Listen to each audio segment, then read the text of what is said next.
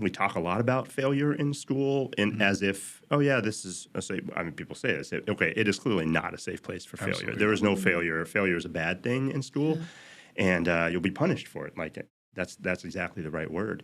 And so it doesn't make sense for students to, in any high-stakes context, to take a risk purely for the sake of growth, as long as grades are at stake. But failure, I think, I'm sure we'll have a whole episode or two or a whole series on failure down the road. But one thing I will say is that we often focus on the outcome. Retrospectively, that was a failure, that was a success. And I mean, almost anything that happens, you can spin into a learning experience. Sure. So you can take anything bad that happened. Oh, we learned something from it.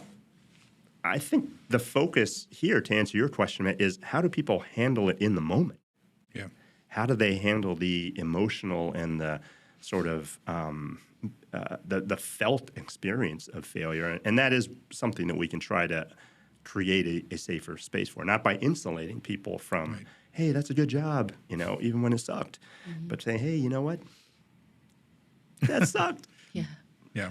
Don't feel bad about that. Just go do it again and again until you get it right.